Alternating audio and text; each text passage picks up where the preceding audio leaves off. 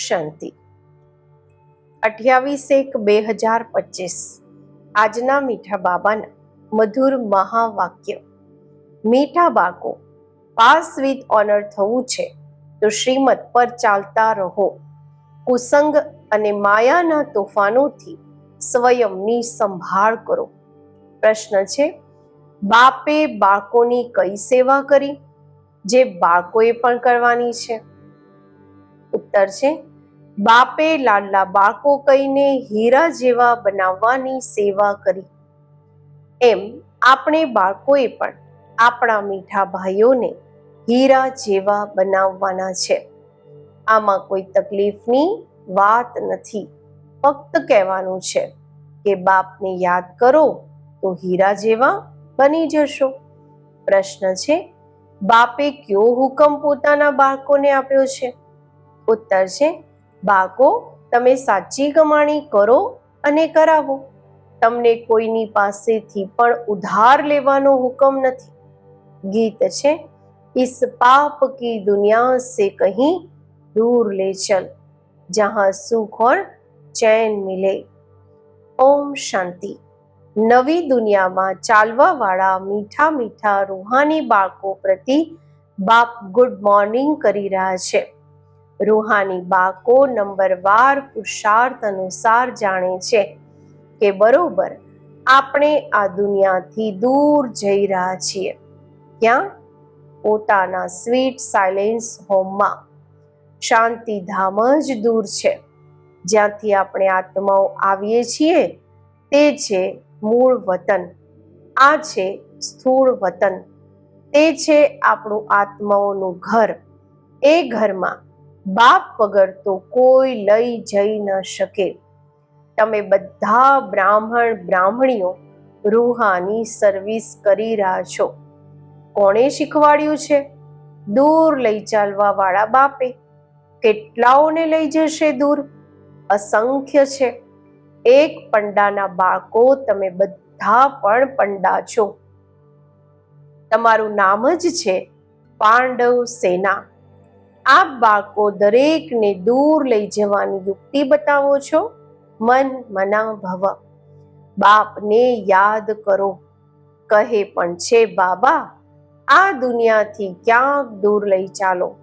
નવી દુનિયામાં તો એવું નહીં કહેશે। અહીં છે રાવણ રાજ્ય તો કહે છે આનાથી દૂર લઈ ચાલો। અહીં ચેન નથી। આનું નામ જ છે દુઃખધામ। હવે બાપ તમને કોઈ ધક્કા નથી ખવડાવતા। ભક્તિ માર્ગમાં બાપને શોધવા માટે તમે કેટલા ધક્કા ખાવ છો? બાપ સ્વયં કહે છે, હું છું જ ગુપ્ત। આ આંખો દ્વારા કોઈ મને જોઈ ન શકે। કૃષ્ણના મંદિરમાં માથું નમાવવા માટે ચાખડી એટલે કે પાદુકા રાખે છે। મને તો પગ નથી જે તમારે માથું નમાવવું પડે। તમને તો ફક્ત કહું છું, લાડલા બાળકો તમે પણ બીજાઓને કહો છો, મીઠા ભાઈઓ પારલૌકિક બાપને યાદ કરો તો વિકર્મ વિનાશ થાય। બસ બીજી કોઈ તકલીફ નથી। જેમ બાપ હીરા જેવા બનાવે છે, બાળકો પણ બીજાઓને હીરા જેવા બનાવે છે। આ જ શીખવાનું છે મનુષ્યને હીરા જેવા કેવી રીતે બનાવીએ। જામા અનુસાર કલ્પ પહેલાની જેમ કલ્પના સંગમ પર બાપ આવીને આપણને શીખવાડે છે। પછી આપણે બીજાઓને શીખવાડીએ છીએ। બાપ હીરા જેવા બનાવી રહ્યા છે।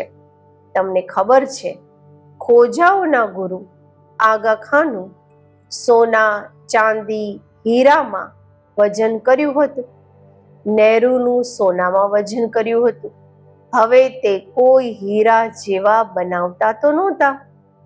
બાપ તો તમને હીરા જેવા બનાવે છે। એમને તમે શેમાં વજન કરશો? તમે હીરા વગેરે શું કરશો? તમને તો જરૂર જ નથી। તે લોકો તો રેસમાં ખૂબ પૈસા ઉડાવે છે। મકાન પ્રોપર્ટી વગેરે બનાવતા રહે છે।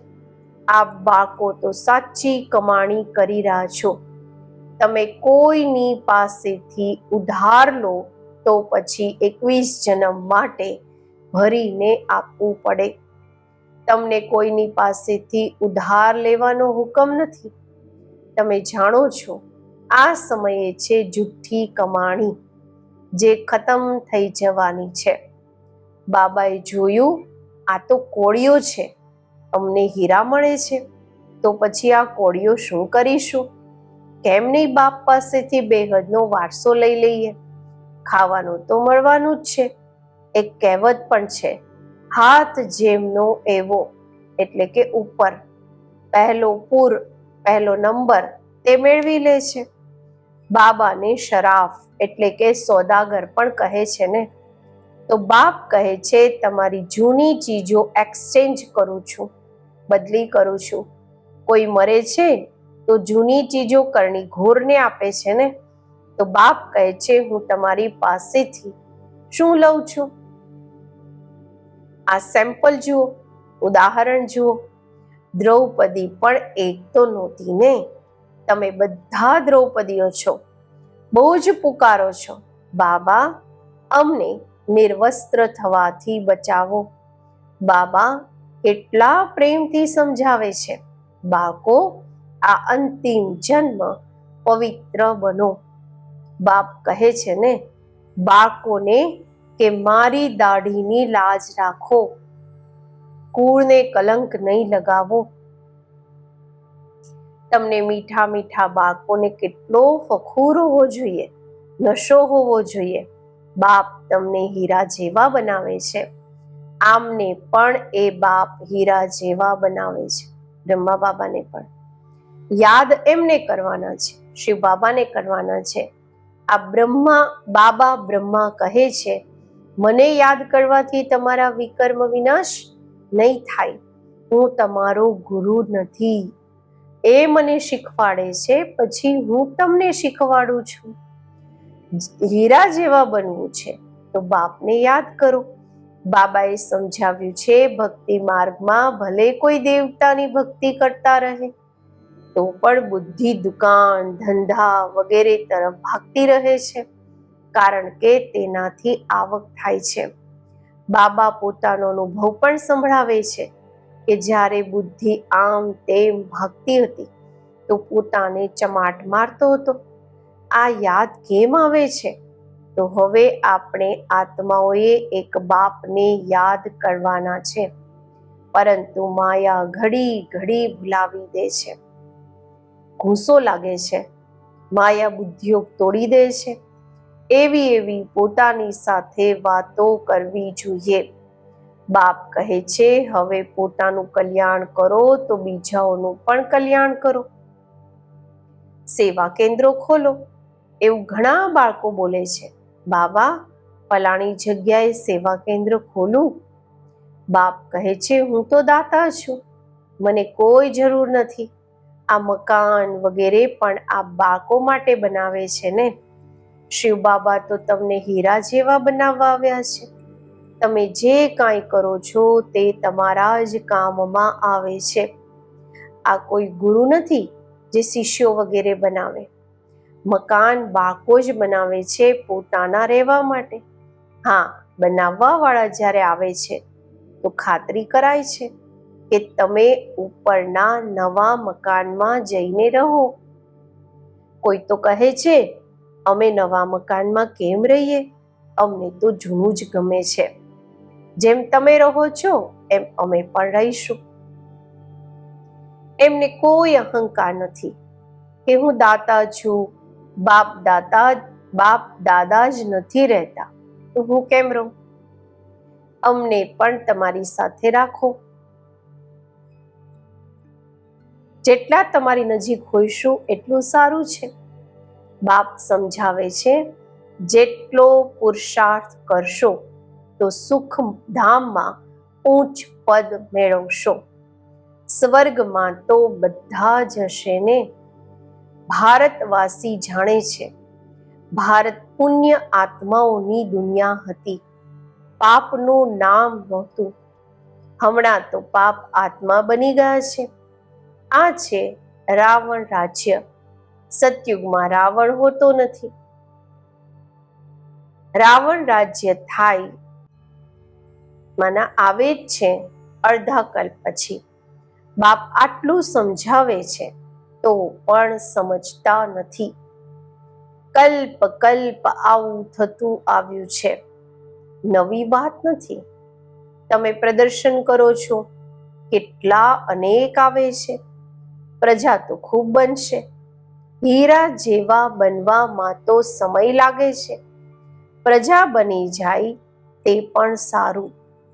હમણાં છે જ કયામતનો સમય. બધાના હિસાબ કિતાબ ચૂકતું થાય છે. 8ની માળા જે બનેલી છે તે છે પાસ વિથ ઓનરની. 8 દાણા જ નંબર 1માં જાય છે. જેમને જરા પણ સજા નથી મળતી, કર્માતીત અવસ્થા મેળવી લે છે. પછી છે 108 નંબર વાર તો કહેવાશે ને. આ પૂર્વ નિર્ધારિત અનાદિ ડ્રામા છે, જેને સાક્ષી થઈને જુએ છે કે કોણ સારો પુરુષાર્થ કરે છે. કોઈ બાળકો પછી આવ્યા છે, શ્રીમત પર ચાલતા રહે છે. આવી રીતે જ શ્રીમત પર ચાલતા રહ્યા તો પાસ વિથ ઓનર્સ બની 8ની માળામાં આવી શકે છે. હા, ચાલતા ચાલતા ક્યારેક ગ્રહચારી પણ આવી જાય છે. આ ઉતરાવ ચઢાવ બધાની આગળ આવે છે. આ કમાણી છે. ક્યારેક બહુ જ ખુશીમાં રહેશે, ક્યારેક ઓછા. માયાના તોફાન અથવા કુસંગ પાછળ હટાવી દે છે. માયાના તોફાન અથવા કુસંગ એ આપણને પાછળ હટાવી દે છે. ખુશી ગુમ થઈ જાય છે. ગવાયેલું પણ છે. સંગ તારે કુસંગ બોરે, એટલે કે ડૂબાડે. હવે રાવણનો સંગ ડૂબાડે, રામનો સંગ તારે. રાવણની મતથી આવા બન્યા છે. દેવતાઓ પણ વામ માર્ગમાં જાય છે. તેમના ચિત્ર કેવા ગંદા દેખાડે છે. આ નિશાની છે વામ માર્ગમાં જવાની. ભારતમાં જ રામ રાજ્ય હતું. ભારતમાં જ હવે રાવણ રાજ્ય છે. રાવણ રાજ્યમાં 100% દુઃખી બની જાય છે. આ ખેલ છે. આ નોલેજ કોઈને પણ સમજાવવી કેટલી સહજ છે. એક નર્સ બાબાની સામે બેઠી છે. તો બાબા કહે છે, બાબા આ બાળકીને કહે છે, તમે નર્સ છો, તે સર્વિસ પણ કરતા રહો. સાથે સાથે તમે આ સર્વિસ પણ કરી શકો છો.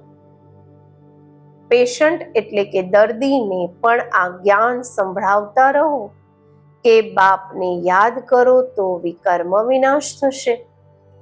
પછી 21 જન્મો માટે તમે રોગી નહીં બનો. યોગથી જ હેલ્થ એટલે કે સ્વાસ્થ્ય અને આ 84ના ચક્રને જાણવાથી વેલ્થ એટલે કે સંપત્તિ મળે છે. તમે તો ખૂબ સર્વિસ કરી શકો છો અને કોનું કલ્યાણ કરશો. પૈસા પણ જે મળશે તે આ રૂહાની સેવામાં લગાવશો. હકીકતમાં તમે પણ બધા નર્સ છો ને. ચીચી ગંદા મનુષ્યોને દેવતા બનાવવા આ નર્સ સમાન સેવા થઈને. બાપ પણ કહે છે, મને પતિત મનુષ્ય બોલાવે છે કે આવીને પાવન બનાવો. તમે પણ રોગીઓની આ સેવા કરો. તમારા પણ કુરબાન થઈ જશે. તમારા દ્વારા સાક્ષાત્કાર પણ થઈ શકે છે. જો યોગયુક્ત છો તો મોટા મોટા સર્જન વગેરે બધા તમારા ચરણોમાં આવીને પડશે. તમે કરીને જુઓ. અહીં વાદળ આવે છે, રિફ્રેશ થઈ જઈને પછી વર્ષા કરી બધાને રિફ્રેશ કરશે. ઘણા બાળકોને એ પણ ખબર નથી રહેતી કે વરસાદ ક્યાંથી આવે છે. સમજે છે ઇન્દ્ર વર્ષા કરે છે, ઇન્દ્રધનુષ કહે છે ને. શાસ્ત્રોમાં તો કેટલી વાતો લખી દીધી છે. બાપ કહે છે આ તો પણ થશે. ડ્રામામાં જે નોંધ છે, હું કોઈની ગ્લાનિ નથી કરતો. આ તો પૂર્વ નિર્ધારિત અનાદિ ડ્રામા છે. સમજાવાય છે કે આ ભક્તિ માર્ગ છે. કહે પણ છે જ્ઞાન, ભક્તિ, વૈરાગ. આ બાળકોને આ જૂની દુનિયાથી વૈરાગ છે. આપ મુએ મર ગઈ દુનિયા. આત્મા શરીરથી અલગ થઈ ગયો તો દુનિયા જ ખતમ. બાપ બાળકોને સમજાવે છે, મીઠા બાળકો, ભણતરમાં ગફલત નહીં કરો. બધો આધાર ભણતર પર છે. બેરિસ્ટર એટલે કે વકીલ કોઈ તો 1 લાખ રૂપિયા કમાય છે અને કોઈ બેરિસ્ટરને પહેરવા માટે કોટ પણ નહીં હશે. ભણતર પર બધો આધાર છે. આ ભણતર તો ખૂબ સહજ છે. સ્વદર્શન ચક્રધારી બનવું છે, અર્થાત પોતાના 84 જન્મોના આદિ, મધ્ય, અંતને જાણવાના છે. હમણાં આ આખા ઝાડની જળજળીભૂત અવસ્થા છે. ફાઉન્ડેશન નથી, બાકી આખું ઝાડ ઊભું છે. તેમ આ આદિ સનાતન દેવી દેવતા ધર્મ જે હતો, થડ હતું, તે હમણાં નથી. ધર્મ ભ્રષ્ટ, કર્મ ભ્રષ્ટ બની ગયા છે. મનુષ્ય કોઈને સદગતિ આપી ન શકે. બાપ આ બધી વાતો સમજાવે છે. તમે સદા માટે સુખી બની જાઓ છો. ક્યારેય અકાળે મૃત્યુ નહીં થશે. ફલાણા મરી ગયા આ શબ્દ ત્યાં હોતો નથી. તો બાપ સલાહ આપે છે, અનેકને સલાહ રસ્તો બતાવશો તો એ તમારા પર કુરબાન થશે. કોઈને સાક્ષાત્કાર પણ થઈ શકે છે. સાક્ષાત્કાર ફક્ત મુખ્ય ઉદ્દેશ છે. એના માટે ભણવું તો પડે ને. ભણ્યા વગર થોડી બેરિસ્ટર બની જશો. એવું નથી કે સાક્ષાત્કાર થયો એટલે મુક્ત થયા. મીરાને સાક્ષાત્કાર થયો. એવું નથી કે કૃષ્ણપુરીમાં ચાલી ગઈ. નવધા ભક્તિ કરવાથી સાક્ષાત્કાર થાય છે. અહીં પછી છે નવધા યાદ. સંન્યાસી પછી બ્રહ્મજ્ઞાની, તત્વજ્ઞાની બની જાય છે. બસ બ્રહ્મમાં લીન થવું છે. હવે બ્રહ્મ તો પરમાત્મા નથી. હવે બાપ સમજાવે છે, પોતાનો ધંધો વગેરે શરીર નિર્વાહ માટે ભલે કરો, પરંતુ પોતાને ટ્રસ્ટી સમજીને તો ઉચ્ચ પદ મેળવશે. પછી મમત્વ નીકળી જશે. આ બાબા લઈને શું કરશે? આમણે તો બધું જ છોડ્યું ને. ઘર બાર તથા મહેલ વગેરે બનાવવાના નથી. આ મકાન બનાવે છે કારણ કે અનેક બાળકો આવશે. આબુ રોડથી અહીં સુધી લાઈન લાગી જશે. તમારો હમણાં પ્રભાવ નીકળે તો માથું જ ખરાબ કરી દે. મોટા વ્યક્તિ આવે છે તો ભીડ થઈ જાય છે. તમારો પ્રભાવ અંતમાં નીકળવાનો છે, હમણાં નહીં. બાપને યાદ કરવાનો અભ્યાસ કરવાનો છે, જેથી પાપ કપાઈ જાય. આવી રીતે યાદમાં શરીર છોડવાનું છે. સતયુગમાં શરીર છોડશે, સમજશે એક શરીર છોડી બીજું નવું લઈશું. અહીં તો દેહ અભિમાન કેટલું રહે છે. ફરક છે ને. આ બધી વાતો નોંધ કરવાની અને કરાવવાની છે. બીજાને પણ આપ સમાન હીરા જેવા બનાવવા પડે. જેટલો પુરુષાર્થ કરશો એટલું ઊંચ પદ મેળવશો. આ બાપ સમજાવે છે, આ કોઈ સાધુ મહાત્મા નથી. આ જ્ઞાન બહુ જ મજાનું છે. આને સારી રીતે ધારણ કરવાનું છે. એવું નથી બાપ પાસેથી સાંભળ્યું પછી અહીંનું અહીં રહ્યું. ગીતમાં પણ સાંભળ્યું ને, કહે છે સાથે લઈ જાઓ. તમે આ વાતોને પહેલા નહોતા સમજતા, હમણાં બાપે સમજાવ્યું છે ત્યારે સમજો છો. અચ્છા, મીઠા મીઠા સિકિલધા બાકો પ્રતિ માત પિતા બાપ દાદાના યાદ પ્યાર અને ગુડ મોર્નિંગ. રૂહાની બાપના રૂહાની બાકોને નમસ્તે. આપણે રૂહાની બાકોના રૂહાની બાપને નમસ્તે. ધારણા માટે મુખ્ય સાર. પહેલું છે, ભણતરમાં ક્યારેય ગફલત નથી કરવાની. સ્વદર્શન ચક્રધારી બનીને રહેવાનું છે. હીરા જેવા બનાવવાની સેવા કરવાની છે. બીજું, સાચી કમાણી કરવાની અને કરાવવાની છે. પોતાની જૂની બધી ચીજો એક્સચેન્જ કરવાની છે. કુસંગથી પોતાની સંભાળ કરવાની છે. આજનું વરદાન, જહાનના નૂર બની ભક્તોને નજરથી નિહાલ કરવા વાળા દર્શનીય મૂર્ત ભવ. આખું વિશ્વ આપ જહાનના આંખોની દ્રષ્ટિ લેવા માટે પ્રતીક્ષામાં છે. જ્યારે આપ જહાનના નૂર પોતાની સંપૂર્ણ સ્ટેજ સુધી પહોંચશો, અર્થાત સંપૂર્ણતાની આંખ ખોલશો, ત્યારે સેકન્ડમાં વિશ્વ પરિવર્તન થશે.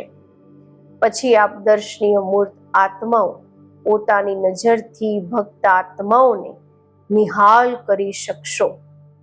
નજરથી નિહાલ થવા વાળાની લાંબી લાઈન છે, એટલે સંપૂર્ણતાની આંખ ખુલ્લી રહે. આંખોનું ચોળવું અને સંકલ્પોના ગુટકા તથા જુટકા ખાવાનું બંધ કરો. ત્યારે દર્શનીય મૂર્ત બની શકશો. સ્લોગન છે, નિર્મળ સ્વભાવ નિર્માણતાની નિશાની છે. નિર્મળ બનો તો સફળતા મળશે. પોતાની શક્તિશાળી મનસા દ્વારા સકાશ આપવાની સેવા કરો. મન બુદ્ધિને એકાગ્ર કરવા માટે મનમના ભવના મંત્રને સદા સ્મૃતિમાં રાખો. મનમના ભવના મંત્રની પ્રેક્ટિકલ ધારણાથી પહેલો નંબર આવી શકે છે. મનની એકાગ્રતા અર્થાત એકની યાદમાં રહેવું, એકાગ્ર થવું, આ જ એકાંત છે. જ્યારે સર્વ આકર્ષણોના વાઇબ્રેશનથી અંતર્મુખ બનશો, ત્યારે મનસા દ્વારા પૂરા વિશ્વને સકાશ આપવાની સેવા કરી શકશો. ઓમ શાંતિ.